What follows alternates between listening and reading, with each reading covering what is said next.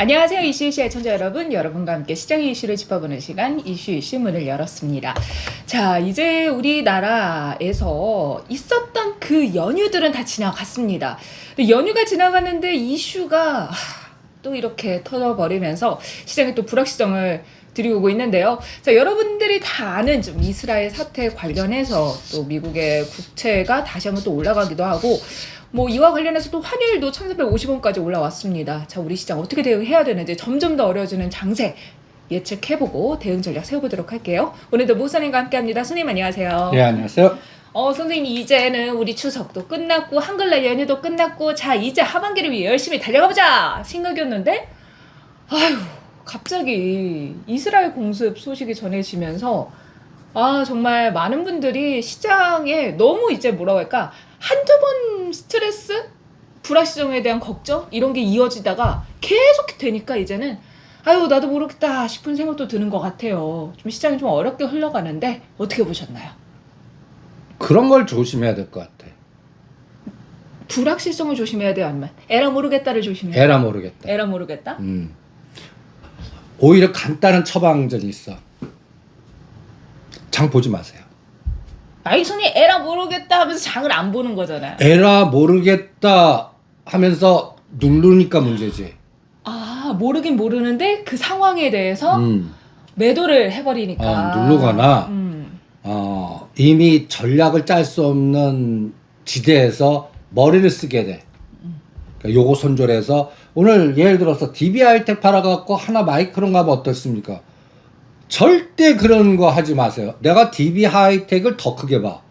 DB하이텍은 대주주 간의 그 싸움의 거버넌스 게임이니까 때가 되면 전에 35,000원, 8,000원 가지고 이것도 더블 게임이 날 거라. 그 때가 내년 3, 4월 주총 때부터 시작일 거라고 보니까 그 시간을 기다리시라는 얘기고 하나 마이크로는 ETF의 새로운 ETF에 편입된 종목이야. 삼성 밸류체인. 그러니까 ETF 에너지에 따라 제2의 한미반도체 같이 되는지 보라는 거니까 트레이딩하는 종목이고 다르다고. 근데 요걸 팔아서 이걸 같은 섹터 내에서 하지 않는 게 좋습니다. 그 따라가지 말아라, 부안해동하지 말아라 라는 말씀이시잖아요. 그러니까 내가 DB하이텍을 선택했어. DB하이텍 게임이 끝날 때 그게 1년 걸리도 그거 먹고 다음 수익이 다 끝난다 생각했을 때 다른 거를 가시죠. 그거를 지금 DB하이텍을 지금 48,000원, 51,000원 사이에서 팔아갖고 뭘 가려고요. 오히려 가서 또 손해보고 가서 또 손해보는 장이 지금 장입니다. 지금 거의 그 전번에도 그랬잖아요. 죽은 종목들이 너무 많다. 사장 뭐 갯벌에 처박혀서 물도 안 들어오고 그리고 물 조금 들어온 것 같고는 이 대형주는 뜨지도 않고 중소형주도 그 물길이 한번 들어갔다 놨다 하면 싹 바뀌어버려 갖고 잘 가다가 빠지는 순간에 처박혀 갖고 못 움직이고 뭐 이런 연상작용이 2,000개 종목 중에 그나마 활발하게 가는 거 나는 딱 보면 한 3, 40개 그런 것들이. 근데 그 3, 40개도 색깔이 자꾸 변해. 그래서 오늘 LS그룹의 LS전선 아시아가 급등하는 사이클에서 때리라고 그랬어. 네. 그리고 비텍도 다 때리라고 그랬어. 네. 그거 팔아갖고 오히려 다시 특수건설이든 또 LS그룹의 LS 마린 솔루션이 9,000원단에 있더라고. 그걸로 가라. 그리고 LS 마린 솔루션은 앞으로 실적이 어마무시하게 좋아질 테니까 9,000원, 15,000원을 보합으로 잡고 15,000원 돌파할 때 대응하자. 이런 전략을 세웠잖아. 자꾸 이걸 손절하려고 그래. 그러니까 오히려 이동해서 기다렸다가 이 진폭이 한번 움직이면 이런 것들은 크게 움직여. 근데 많은 분들이 손절을 염두에 두고 계신 이유 중 하나가 코스피보다 코스닥, 그러니까 중소형 종목들이 더 하락폭을 키우기 때문인 것 같아요. 오늘 이제 금요일장 마감에도 코스닥이 1% 넘게 밀려났잖아요. 1.25%인가? 그리고 또 코스닥도 역시나 좀 부진한 모습을 보이면서 뭐 불확실성 계속해서 커지니까 내 시장이 선생님 말씀대로 이제 다 갯벌에 처박혀 있으면 가는 종목만 가는데 철저하게 소외되지 않을까. 지금이라도 끊는 게 답이 아닐까라는 걱정 때문에 그러시는 것 같아요. 아니 그러면 그 종목 딴 데 가지 마. 그 종목을 일부 30%다 그 종목을 다시 사. 그 전략이 낫다고. 오히려 그건 선수 감각이거든. 떨어지는 거를 끊어서 더 떨어졌을 때 사놓는 거. 이거 선수도 잘 못해. 훈련시켜 보면 그거는 끊는 시점 생각대로 떨어지지 않고 다시 돌았을 때 내가 끄는 단가를 다시 사는 단가거든. 그걸 못하는 경우도 또 비일비재. 그러면 나중에 보면 괜히 판꼴만 되는 경우도 허다해. 조금 빠졌다가 다시 치워서 그 다음에 급등해버리면 이게 뭐야 한다고. 그러니까 오히려 이런 장에서는 내가 하나의 바로메터로 삼성전자 7만 원이 저항해라 지지가 될 때까지 개별 중소형주 물린 거를 손절하지 마라. 삼성전자가 7만 전자. 근데 사실 선생님 삼성전자 얘기로 거슬러 가면 이제 11일에 실적 발표가 나오면서 예상치보다 좋게 나왔어요. 그리고 올해 처음으로 영업이익이 조대를 이렇게 달성을 하면서 이제 삼성전자 반도체주 가는 건가 했는데 이게 또 흐름이 이어지지 않고 있거든요. 여기에는 이제 미국에서 이제 PPI, CPI가 예상치보다 높게 나온 부분 그런 부분들이 좀 계속해서 영향을 주는 게 아닌가. 근데 요번에 CPI는 뭐 예상보다 1%가 더 높게 나왔어. 0.3이 0.4. 근데 그 정도 갖고는 그러니까 시장이 급락한 게 CPI 때문이 아닌 것 같아. 일반 모르는 사람들은 CPI 갖고 하는데 내가 그거를 시간 단위로 끊어서 봤거든. 그게 발표된 이후에 오히려 그 발표하자 떨어졌다가 나스닥 오르면서 나스닥이 플러스로 시작했어. 언제부터 빠지나 정확하게 1시 반. 1시 반에. 1시 반부터 급락을 하는 거야. 그때 뭐가 있었냐? CPI가 높게 나오니까 이 30년 미국 국채가 그 입찰이 들어가는데 저조해갖고 30년 국채 금리가 팍 치고 나가는 거야. 그러니까 10년도 따라서 4.7로 가니까 나스닥이 그때부터 고가에서 200포인트 급락하니까 야간 선물 급락 이런 장이 나와서 아침에 딱 일어보니까 많이 빠졌네 이건데 10년짜리 국채금리 30년짜리 국채금리 때문에 변동성이 나온 것 같아.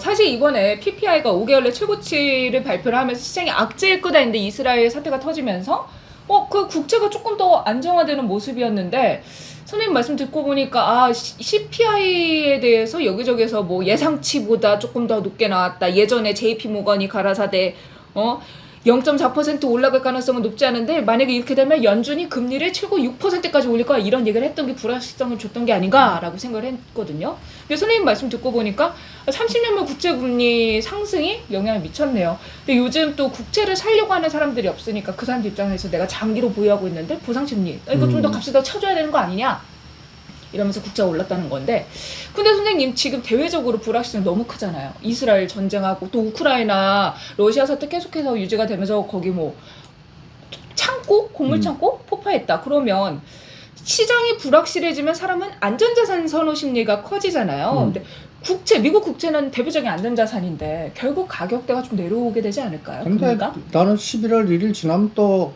급락할 것 같아. 지금 이제는 금리 인상 없어. 없어요. 막 공포 막 하는데 그냥 지표를 딱 보면 좋은 게 있고 나쁜 게 있어. 아직도 끈적끈적한 것들이 많아. 그럼에도 불구하고 트렌드는 하락이야. 끈적끈적한 게 많다라는 말씀은 이제 완전 좋은 것도 아니고 이게 애매해 하면서 이제 질척이는 것들이 있다는 그러니까 거잖아요. 4.5를 그냥 몸통으로 깨고 내려가야 돼. 근데 원래 4.697에서 국채금리가 마감했는데 4.7을 찍긴 했었는데 이제 다시 이제 그리고 4. 지금 또 보니까 서서히 또 흘러내려. 흘러내립니다. 그래서 오늘 선물 시장에서 그러니까 이제 중심값이 325와 330. 그러니까 2,400과 아주 중요한 이 327.5가 딱 중심값이잖아. 그게 지금 현재 2,450이야. 그래서 330을 뚫어갖고 335까지 가야 돼. 그래야 상방이 열린 거야. 이게 확인되는데 11월 연준이까지. 그러면 오늘 며칠이니? 오늘 13일. 13일. 그러면 아직도 15일은 쳐다봐야 돼. 반은 남았네요. 그러면 거래량 격감하고 그거 확인하고 하려고 그러고. 그러니까 이바닥 선수들도 7만 전자 갖고 뭔가 보이면 배팅을 하거든. 그러니까 보이지 않으니까 요새 올라가는 게 그냥 이런 패턴이야. 올려 와 가나보다 다시 원위치. 와 가나보다 원위치. 근데 선생님 삼성전자 실적 발표 이후에 오히려 매물을 출하한 건 개인이고 그거를 또 물량을 기관들이 받아주고 있다라고 하거든요. 근데 그러면- 외국인은 안 사지. 음.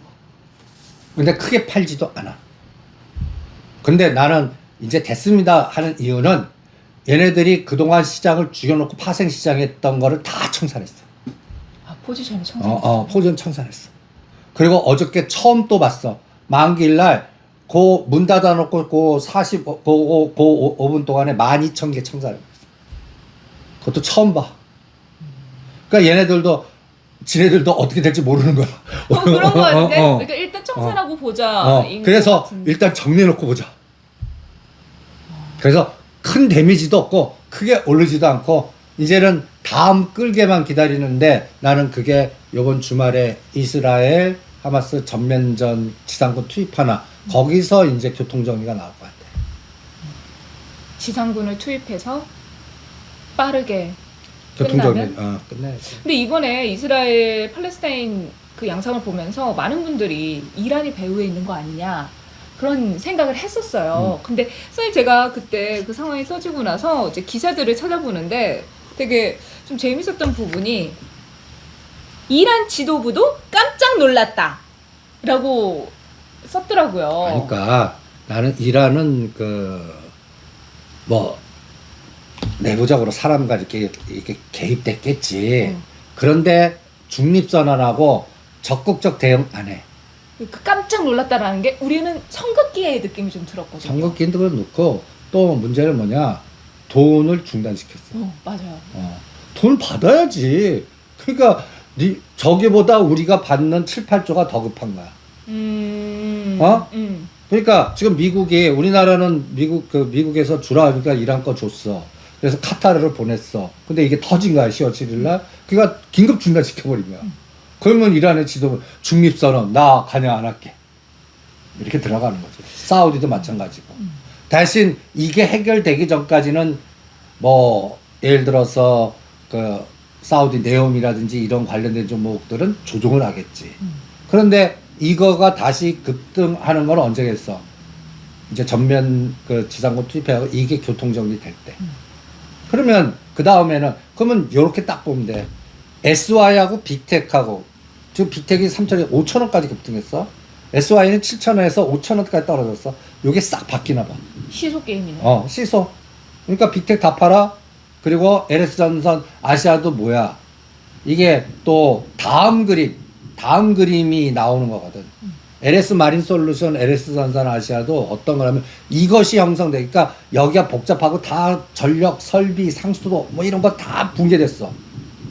이게 이제 전면적에서 교통정리가 됐어. 그러면 뭐야? 전력 설비 들어가고 상수도 들어가고 이런 것들이 들어가야 될 거 아니야.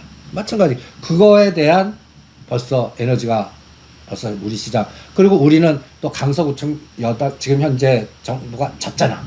그러면 내가 그랬잖아. 지면 부산 쪽의 에너지에 관련된 정부 정책이 속도를 내나 봐라.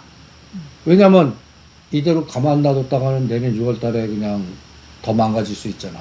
그러니까 국면 전환을 위해서 비상대책을 뭘 할 거라고? 나는 비상대책 할 수 있는 게 성장정책, 그 땅 파고 흙 파고 밖에 없거든. 근데 그것도 서울, 용산, 부산 이런 쪽 외에는 없어. 선생님 다시 우리 이스라엘로 돌아가가지고 미국이 이란의 원유 수출 대금을 다시 동결하게 결정을 했다고 합니다. 원래 수감자를 교환하는 조건으로 한국 등에 예치될 때 이란 자금을 동결했던 거를 제재를 풀어가지고 우리나라도 돈을 줬고 또 이란이 그거 관련해서 니네가 이거 환율로 우리가 손해봤으니까 돈 한국 정부가 더 줘야 돼 뭐 이런 얘기도 있었을 정도로 좀 그랬었는데 지금은 그거를 자금을 동결시켜서 이란 쪽이 또 여기에 이제 더 뭔가 개입하거나 하는 걸 막으려고 하는 그런 움직임이 있는 것 같아요. 근데 선생님 이 사태가 터졌을 때 또 일부에선 그런 얘기를 하셨어요. 선생님 부산 말씀하셨으니까 그렇지만 그 빈살만이 팔레스타인 편에 서겠다 막 이랬잖아요 갑자기 선생님. 그래가지고 이거 봐라? 그러면은 부산 엑스포가 우리한테 굉장히 유리해지는 거 아닌가? 왜냐면 이거 이렇게 하면은 EU 쪽에서 반대할 거고 부산 엑스포 할 때 EU 쪽에서 뭐 유럽 쪽에서 표를 이쪽에다 안 주면 우리나라가 될 가능성이 높은 거잖아요. 근데 그게 11월 28일이야. 최종 결정이. 그 사이에 어떤 변수가 어떻게 나올지 알겠냐? 그러네. 그 다음에 그 말이 그 유효성이 나는 그 일주일도 안 갈 것 같아. 그것 때문에 유리하다. 그냥 중립으로 놓으시는 게 정답인 것 같아. 투표 전날 그랬어. 그러면은 이거 하겠지만. 그렇지, 가능하지. 갑자기 그래서 빈살만도 질러놓은 거 아니에요? 어차피 많이 남았고 야 일단 질러놔봐. 막 이러면서. 그리고 빈살만은 하마스 지원하는 게 아니야. 트럼프 그쪽 아니에요? 트럼프 아니. 저기 그 팔레스타인도 쪼개서 봐. 팔레스타인 어떻게 쪼개요? 우리나라도 쪼개서 보는 거 복잡해 죽겠는데. 여기 보면 이게 이스라엘이야. 응. 이게 1945년 전쟁 때는 이게 다 팔레스타인 땅이었어. 근데 2차 세계대전 나오면서 이 길로 이제 미국의 힘에 의해서 전 세계에 퍼져 있던 유태인이를 정착을 하면서 야금야금 먹어갖고 여기 가자지구 요만큼 이 서한 지구가 커. 팔레스타인 자치정부. 여기가 팔레스타인이야. 지금 현재로는. 다른 국가들이 인정할 이게 이제 뭐냐면 온건파. 여기에서는 이스라엘하고 비즈니스도 하고 같이 살아. 그러면 강경파한테는 얘가 왼수지 오히려 같은. 그죠. 근데 이게 또 웃기는 거는 이 하마스의 뿌리는 이스라엘 모사꾼들에 의해서 이렇게 표현하면 이스라엘의 강경파의 전략에 의해서 나온 집단이야. 그건 아니야? 이해가 안 되지? 알아요. 해보세요. 선생님 말씀해 주세요. 원래 이 팔레스타인의 자치주의 가장 큰 그 헤드가 이거 아라파트라고 들어봤냐? 옛날 그 노벨 평화상도 하고 이 두 권 해갖고 그냥 멋있게 되는 그 그 분이 있어. 그분이 온건 평화주의. 그래갖고 같이 가자. 뭐 이스라엘 입장에서는 이 사람을 정적으로 제거하기가 제일 힘든 거야. 우방들도 다 그 사람을 좋아하니까.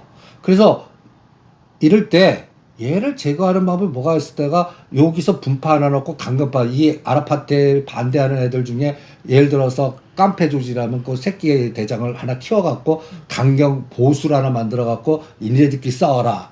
이게 그러면 이스라엘도 통제하기 쉽잖아. 그렇죠. 그래서 행동대장을 대빵을 만들어 놓은 거야. 근데 얘가 뒤통수를 때려갖고 그 이스라엘 쳐버린 거야. 바지 사장을 만들어놨는데 걔가 사장이 된 거지. 사장이 됐어. 회장님을 뒤통수 때려버려. 간단히 예를 들어서. 그래갖고 맞았어. 열딱지 났지. 그런데 문제는 뭐야? 이거를 제거하려니까 옛날에 얘가 아니야. 그게 굉장히 커졌어. 힘을 갖고 있어. 그래갖고 오죽하면 30만 명 모아갖고 전면 지상으로 투입해야 겨우 교통정리가 되는 수준까지 온 거야. 그러니까 이스라엘의 내부적인 그런 이런 부분들이 얽히고, 그러니까 중동은 그 실타래가 하나의 실타래가 아니야. 얽혀져 있어. 이게 해결 안 돼. 그러면 가장 간단한 방법이 있어. 이게 요거 건드리면 이렇게 보이고 이렇게 보면 저렇게 보이는. 그럴 때 우리가 노상 강조하는 뭐 XYZ? XY만 보면 돼. 10년짜리 국채하고 미국 유가. 요것만 딱 보자.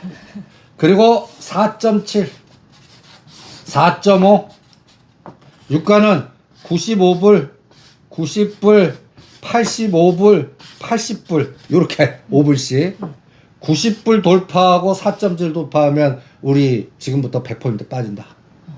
2450에서 2350을 구경하고 삼성전자 또 다시 65,000원 구경하고 전쟁이 확산된다 그러고 유가 뭐 최악의 시나리오로 가는 거야.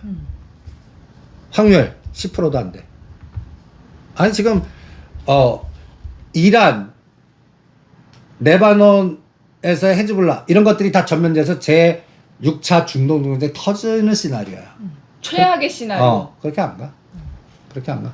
그러면 이제 점령을 했어. 점령해갖고 거기서 눌러 살 거야. 그 200만 원 사는데 그 사람도 어떻게 뭐 다 제거해? 불가능한단 말이야.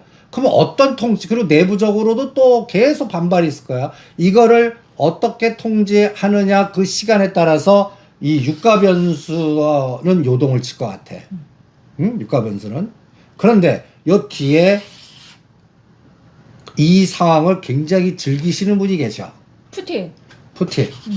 나는 우크라이나 그거를 요 공격맞게 같이 그 명령에 의해서 때린 것 같아. 그래서 사료주 올라간다? 팔아라. 그리고 오히려 지금 이 꽃놀이패를 푸틴 대통령이 하고 있는 것 같고, 여기도 최악의 시나리오 가면 중국이 푸틴하고 해서 북한하고 삼각체가 공고히 돼갖고 그럼 대만이 터지는 거야. 우리나라도 터지고. 전쟁 리스크가 우리나라 쪽으로 오는 거야. 대만으로. 이렇게 되면 또 최악의 시나리오. 이것도 확률 10%도 안 돼. 말은 많지만. 그러면 어떻게 되나? 제일 골 때리는 게 10년짜리 국채금리 오는데 유가는 떨어져. 어떤 때는 유가는 오르는데 10년짜리 국채 떨어져. 어느 장단에 춤출래? 최고의 시나리오는 같이 4.5를 깨고 80불을 깨는 시나리오야. 지금 현재 이것도 안 보여. 이게 되려면 11월 1일 날 금리 어떤 상황이 나왔든 이날. 금리 중단 선언을 하는 거야. 이제는 하우롱은 하겠지만 더 이상 금리를 올리는 거는 이제 안 하라는 그 행동대장들 연준이 계속 발언시켜 주는 거야. 그리고 다음 CPI에서 요번에 끈끈한 게 조금만 해도 좀 그 명분 잡아서 12월 달 정도에 이제 종결선하거나 내년도로 넘어가거나. 그럼 시간이 얼마나 늘어져? 짧으면 3개월, 길면 6개월이야. 그럼 그 사이는 어떻게 돼? 이것도 아니고 저것도 아니고. 그러니까 종목이 안 되고 거래대금 격감하고 그 요새 유행하는 패턴. 바람이 질질질질 흘러내리. 이걸 뭘 모색하시려고 그래. 하지마. 이러다가 어느 날 얘가 이런 파동 나올 때 30에서 50. 요게 LS 전선 아시아가 오늘 나온 거야. 최근에 푸른 기술이 이런 거 나온 거야. 네. 이런 거 나올 때 때리라고. 아니 물렸는데요. 그럼 반이라도 때리고 이거 다시 어떤 때는 심하면 원위치해. 요번에 오이솔루션 KMW가 이랬잖아. 70% 갔는데 다시 원위치야. 이런 파동을 이용해서 물량이라도 늘리라고. 그래서 내 종목이 이런 질질질 흘러내리다가 이런 파동 나왔을 때 일부를 정리하고 그 종목을 다시 사는 데만 그게 평균 3개월에서 6개월 걸릴 것 같아. 제가 말하는 게 해결돼 있는데 짧으면 3개월, 길면 6개월이야. 그럼 지수는 2450에서 아주 최악의 경우 2500과 2550이 상단. 2400은 강하게 지지하면서 요 안에서 종목만 돌리면 요게 삼성전자가 아래 2,000원이야. 68,000원, 66,000원, 7만원. 아주 골 때리게 됩니다. 그래서 이 7만 전자를 내가 왜 강조하느냐. 7만 전자가 저항이나 지지가 되면 인덱스가 움직이는 거야. 그러면 개별 종목이 물이 들어오는 거야. 7만 전자가 지지가 되어야. 지지가 돼야. 그래서 이 장은 거의 3개월 동안 저혈당의 갯벌에. 그럼 저혈당 걸렸다고 생각해봐. 가장 위험한 게 뭐야? 쇼크 오는 거. 그치. 이 쇼크가 이런 것들이야. 근데 저혈당 쇼크가 이렇게 하다 휙 올라가는 게 쇼크 아니에요? 아, 이것도 아니라 여기서 tum에 나오는 거야. 아, 위로 올라가는 거. 이건 해피한 종목. 그렇지. 본인이 저혈당 쇼크 가서 단추 눌러버리는 거야. 그래서 신용융자 잔고를 급격하게 계속 줄 것 같아. 각각의 한계사항이 있잖아. 근데 이것을 단추를 누르는 사람들이 입장이 인원 때문에 누르는 게 아니야. 신용? 다른 거 부동산 집 샀는데 그러니까 이자가 돈이 뭐 지금 이게 필요하니까 이사 가야 자금이 되는데 필요하니까. 이거는데 이거 하면 또 주지. 그 다음에 가장 중요한 게 이제 코로나 전 정부에서 코로나를 이렇게 해갖고 한 그게 원금을 갚아야 되는 시점이야. 어떻게 되겠냐?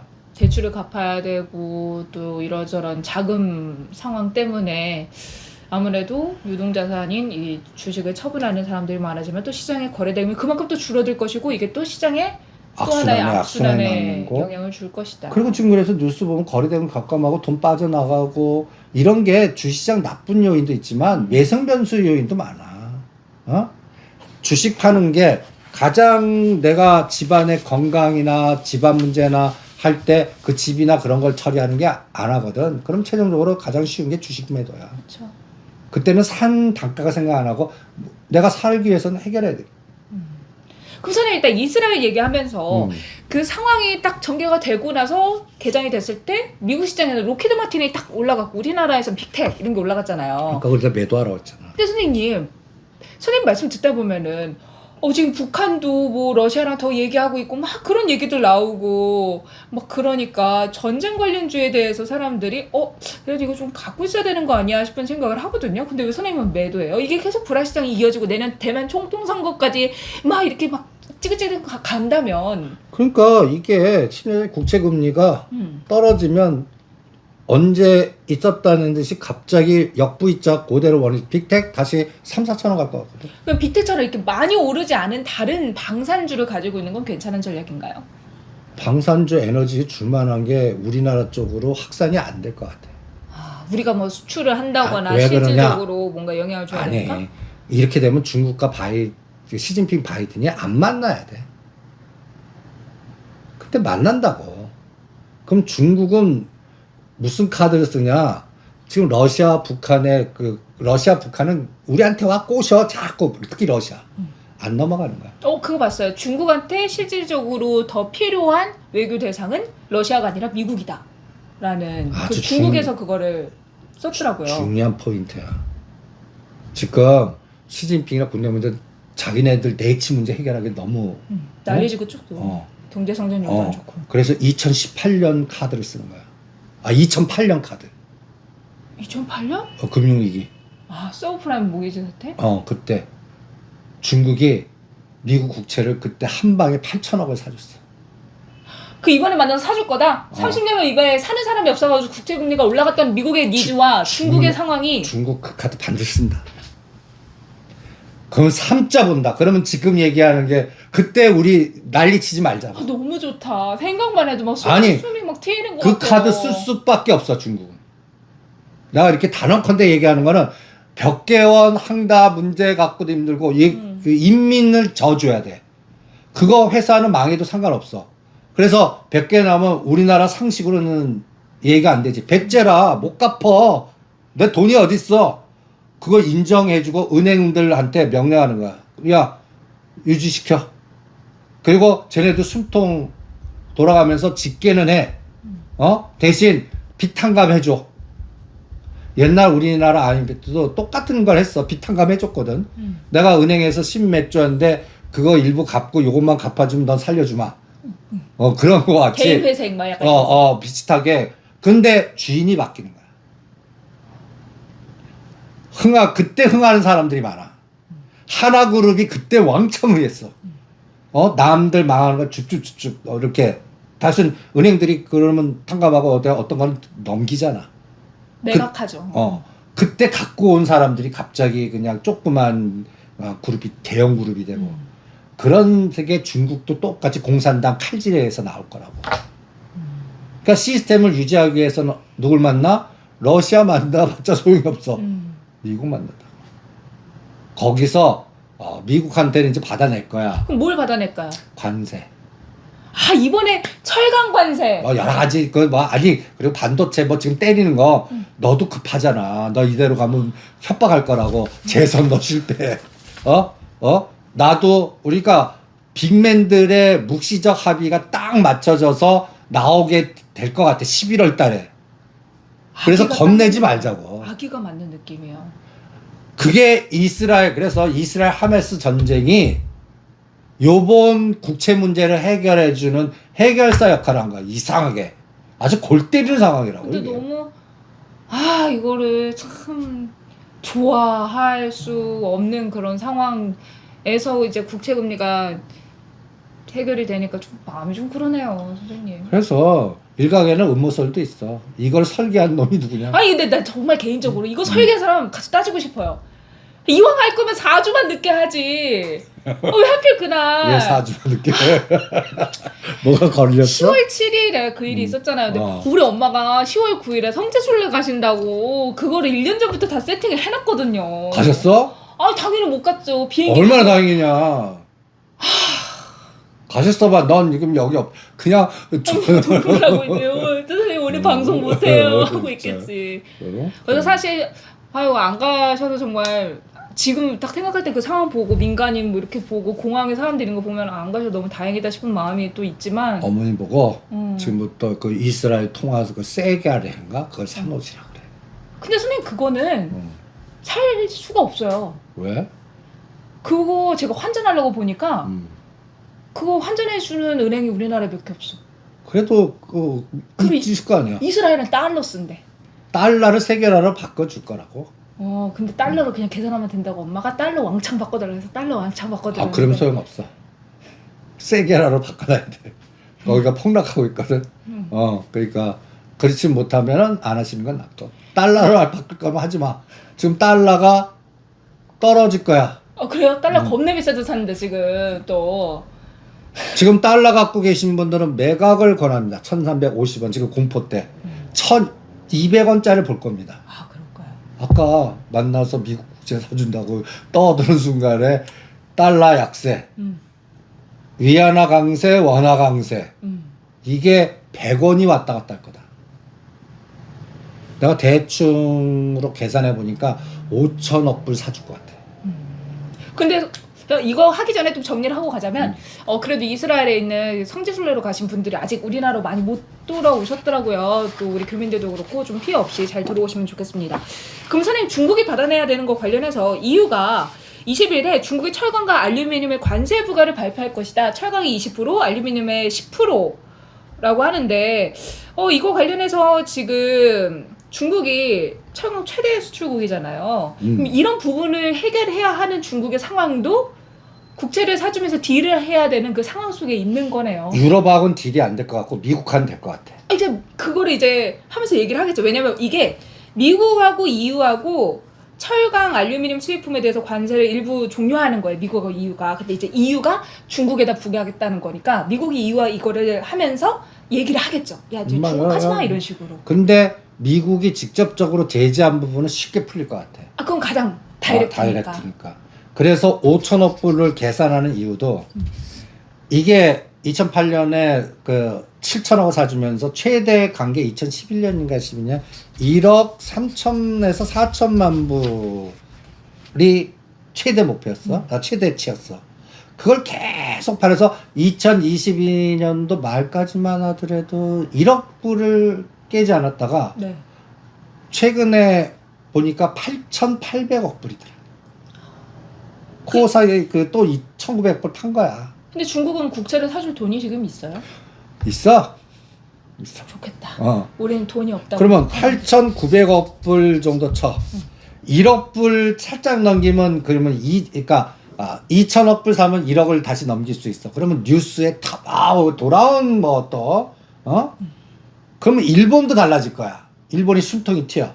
그러니까 요게 키일 것 같아. 11월 달에 그 정상회담이 이게 이제 미국의 셧다운 문제라든지 바이든 정부의 지금 갖다 해서 지금대로 가면 트럼프한테 져. 근데 화해 제재나 이런 부분은 안 풀어줄 것 같긴 하거든요. 선생님 이쪽도 풀어줄 거라고 보시나요? 안보 부분은 안 풀어줄 국가 안보와 관련된 거니까. 안보 부분은 안 풀어줘. 그 부분 말고 그럼 반도체 쪽은 그대로. 그래서 요번에 신호가 하나 나왔잖아. 중국에 있는 삼성전자 기한 무기한 이런 거 다 일단은 그냥 알아서 해라라까지 한 것도 하나의 신호탄일 것 같아. 그럼 선생님 방산주 정리를 해보면 방산주 지금 수익 본 거는 매도. 그러면 지금 뭐 새롭게 들어가는 건 no. 수익 본 게 없으실걸? 그쵸. 그래도 그냥 잡주들 빅텍이나 밑에간이 좀 올라온 것 뿐이지. 현대로템도 그때 조금 올라가다가 현대로템 2,700원. 하나 에어로스페이스, LIG 넥슨, 한국항공우주 안 빠져서 감았습니다 정도지. 저 이스라엘 하마스 전쟁 났다고 해서 큰 에너지 나오지 않았어요. 그럼 선생님 유가 관련해서는 어떨까요? 유가가 왔다 갔다 하면은 정유주들. 난 러시아 때문에 못 올라. 신나게 팔아먹고 있다 요새. 러시아가? 가스하고. 야 지금이야 말면서. 천연가스 가격 급등에 대한 우려가 또. 그래도 추세는 아니다. 그래서 오히려 그래서 이것만 보면 돼. 이 상황에 지금 우리가 추석 전에 9월 27일이잖아. 이때부터 지금까지 그 수많은 그 뭐 난리치는 플러스 변수들 얼마나 많아. 너무 많았어. 상승 상위를만 딱 보면 돼. 우리 시장에? 그러니까 9월 27일 기준으로 네. 9월 27일 기준으로 오늘까지 상승한 종목들 잡주장 1등 흥국석유. 흥국석유? 그러니까 GS 뭐 S-오일 이런 거 안 하고 흥국석유. 흥국석유. 흥구석유. 흥구석유. 한국석유. 다 석유네. 이런 것도. 그리고 정해주긴 우리의 하나. 전쟁 3,000원짜리가 5,000원 된 빅텍. 빅텍. 이런 종목들만 오른 거야. 코스피 200 종목에서 그나마 오른 게 뭔지 아냐? 율촌학 10%, 16%, SK하이닉스 8%, 키움증권 또 뭐 자사주 뭐 여러 가지 또 지배구조 관리해 갖고 키움증권 8%. 코스피 200 종목은 7에서 10%대가 땡이야. 오히려 그 사이에 제일 많이 빠진 게 그 우리 중국 관광객도 많이 오잖아 명동하는데 그쪽 관련된 종목이 제일 많이 빠졌어. 롯데관광개발, 호텔신라. 우리가 호텔신라 85,000원 팔으라 했죠. 지금 10,000원 빠져 있습니다. 근데 선생님, 이스라엘 거 먼저 딱 정리하고 넘어갈게요. 이스라엘 관련해가지고 우리는 방산주, 정유주 또 얘기를 해봤는데 선생님 그 방산주 중에 제가 보니까 그 회사가 하나 있는데 대성하이텍이라고 여기가 작년 이스라엘 방산업체향 퀄리티 테스트 완료 후에 정밀 부품을 양산하고 있는 국내 유일한 회사다. 그러면 뭐 전 세계 세계 있는 글로벌 방산 회사들의 미사일과 유도탄 같은 거를 부품을 공급하고 있는 회사다. 라면서 이번에 좀 관심을 받았었거든요. 근데 대성하이텍 같은 종목은 어떤가요? 나는 어떤 종목이든 52주 최고가 최저가 6개월 평균 120일에서 밑에 있냐 위에 있냐 그리고 최저가에서 얼마 움직였나 갖고 판단할래. 요새장은. 그리고 거래량, 실적. 그러면 그 대성 조건을 하이텍. 대성 하이텍에다가 집어넣어 볼게. 대성 하이텍. 요새는 호재 나와도 안 먹혀. 거래량이. 그러니까 호재 나올 때 오히려 때리는 장인데 대성 하이텍. LS 전선 아시아하고 똑같아. 52주 최고가 15,000원. 거기에 지금 최근 6,600원까지 박살났다가 최근 일주일 동안에 7,000원짜리가 1,500원까지 갔네. 그럼 6,000원짜리가 7,000원짜리가 10,000원 정도 가면 57이 57이 한 4, 50% 올랐네. 매도? 매도. 매도. 이거 다시 그대로 빠질 것 같아. 그대로. 거래량이 없다가 터졌어. 그럼 실적단을 보자. 실적단. 실적단이 카바가 돼야 돼. 이거는 분기 실적이 우상향, 매출이 우상향이 돼야 돼. 기준이. 지금 현재 전분기에는 적자가 났어. 요번에 적자 전환이 되거나 그러면 뭐 요게 카바가 돼. 근데 다시 또 적자 심하면 이거 오른 거 그들이 역부이자 될 거다. 그러니까 지금 요새 요런 스타일로 30에서 50 오른 종목들 뭐 좋아 보이는 그냥 주구장창 아까 이 그림 보여드렸잖아. 어디다 질질 흘러내리다가 이렇게 요게 LS전산사에서 지금 대성하이텍 이런 거네. 다 매도. 그리고 실적 확인하고 다시 보자. 그리고 요렇게 질질 흘러내리는 것 중에 7% 살짝 터닝할 때 사는 종목 찾자. 그게 뭐예요? 몰라 나도. 찾아보자. 아니야. 이거는 샘플링을 해놔야 돼. 아난티도 될 수 있고 그 다음에